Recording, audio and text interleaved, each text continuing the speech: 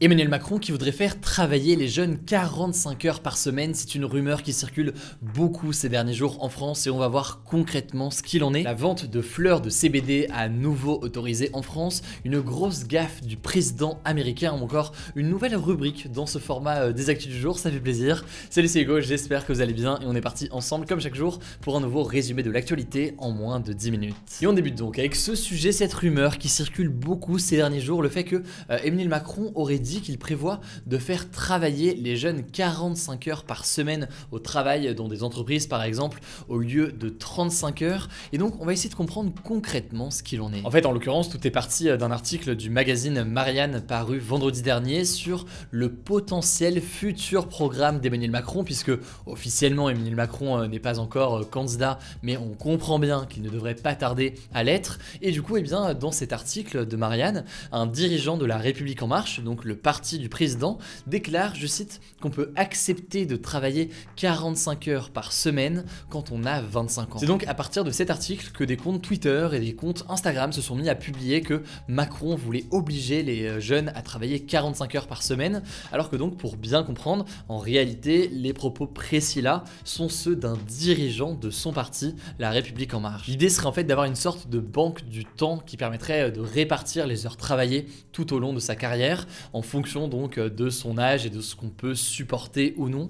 Et en gros, les jeunes pourraient travailler davantage et à l'inverse, les salariés plus âgés seraient peut-être amenés à travailler moins. Bon, là, je vous ai donc parlé des propos d'un cadre du parti de La République en marche, mais il faut savoir que ce thème, en l'occurrence, n'est pas nouveau pour Emmanuel Macron. Et Emmanuel Macron lui-même, en personne, donc, l'avait évoqué très rapidement. Ça s'était passé devant les caméras du documentaire Emmanuel Macron, les coulisses d'une victoire, un documentaire diffusé sur TF1 juste après son élection en 2017. Qui est la vraie façon de contourner le problème du SMIC jeune.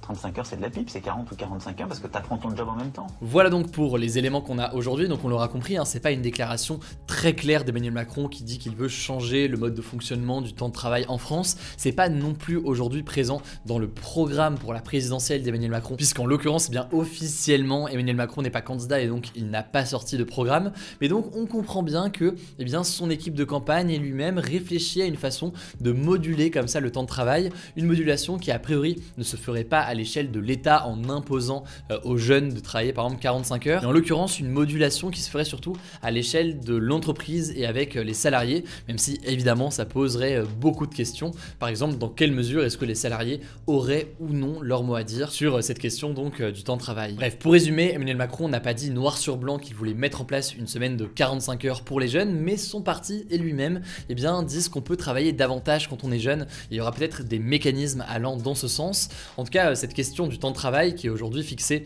donc à 35 heures par semaine depuis 2002 en France va occuper beaucoup le débat pendant la présidentielle puisque quasiment tous les candidats à l'élection présidentielle se sont positionnés sur ce sujet qui est forcément très important. En gros, à gauche, on prône globalement assez souvent une réduction encore du temps de travail. Le candidat de la France Insoumise, Jean-Luc Mélenchon, ou encore le candidat communiste Fabien Roussel veulent eux une semaine de 32 heures et l'argument c'est qu'aujourd'hui on a un chômage de masse, un chômage qui pourrait s'accentuer notamment avec la robotisation et donc on devrait comme ça répartir le travail au sein de la société pour baisser le chômage et pour tout simplement avoir du temps libre, davantage de temps libre chacun pour faire d'autres activités. Ça c'est donc pour ce que disent un certain nombre de candidats à gauche, alors que à droite au contraire on a notamment la candidate des Républicains Valérie Pécresse qui souhaite une augmentation du temps de travail. En gros, elle veut que la base soit de 39 heures par semaine, mais avec la possibilité pour chaque entreprise de négocier le temps de travail en interne pour rester par exemple à 35 heures. Et là, en l'occurrence, l'argument principal avancé, c'est l'argument de la compétitivité,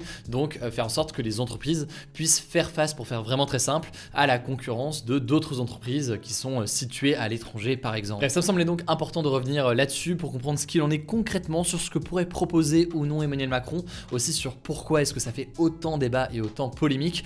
Vous le voyez, ça pose une question plus large sur la question du temps de travail et évidemment on en reparlera dans les les prochains jours. Alors on continue avec une petite rubrique, vous me direz d'ailleurs ce que vous en pensez dans les commentaires sur YouTube. Concrètement, vu que la présidentielle approche quand même relativement, on s'est dit que chaque jour, même quelques instants, on allait prendre un petit peu de temps pour suivre la campagne au quotidien. Aujourd'hui, il y a donc 3 petites actus présidentielles. Et ce lundi, le candidat du parti communiste Fabien Roussel a présenté son programme avec un programme qui parle beaucoup de travail ou encore d'augmentation du pouvoir d'achat.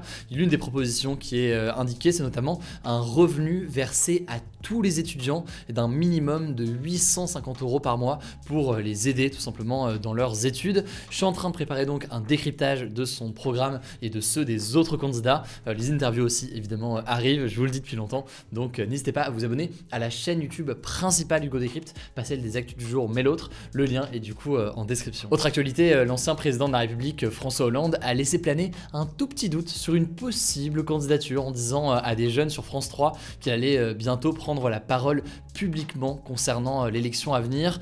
Le truc c'est que théoriquement le parti socialiste dont il fait partie a déjà une candidate, c'est la maire de Paris Anne Hidalgo. Alors de son côté elle a réagi en disant que cette intervention de François Hollande et cette potentielle prise de parole c'était très sûrement une blague puisque François Hollande est connu pour avoir beaucoup d'humour. Bref, a priori donc François Hollande ne sera pas candidat mais quand même on verra ce qu'il en est. Enfin, dernière actualité, elle fait suite à la polémique déclenchée par les propos d'Emmanuel Macron sur une potentielle augmentation du prix d'inscription et des frais d'inscription donc à l'université. Emmanuel Macron a affirmé qu'il ne voulait pas finalement augmenter les frais d'inscription à l'université pour les jeunes étudiants, mais plutôt pour les adultes qui vont se former à l'université alors qu'ils travaillent déjà. Pour eux, il pourrait donc y avoir une augmentation des frais d'inscription. On aura donc sûrement plus de détails dans son programme. Ça risque donc logiquement de faire énormément de débats et donc on verra ce débat-là plus en détail très sûrement dans les prochains jours. Alors dans les actualités en bref, aujourd'hui on commence avec une première actualité. Il pourrait y avoir une vague d'hospitalisation très lourde jusqu'à la mi-mars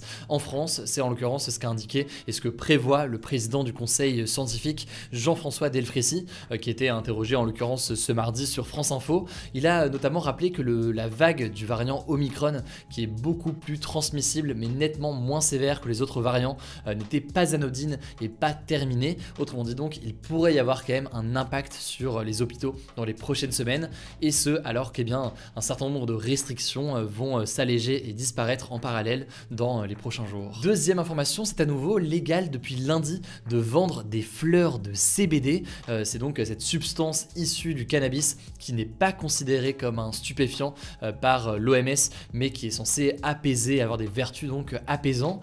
En gros, le gouvernement avait décidé d'interdire la vente de fleurs de CBD le 30 décembre, mais finalement le Conseil d'État a décidé d'annuler cette décision et donc tous les professionnels semblent assez soulagés. On verra comment est-ce que le gouvernement réagit dans les prochains jours. Pour la troisième information, on part ensemble en Afrique, plus précisément au Burkina Faso où des militaires ont pris le pouvoir ce lundi et désormais cela ne fait plus de doute, il s'agit bien d'un coup d'État. En fait, les militaires ont donc pris le pouvoir. Alors ils ont promis de rendre rapidement le pouvoir à la population, mais tout de même évidemment il y a des éléments de vigilance importants.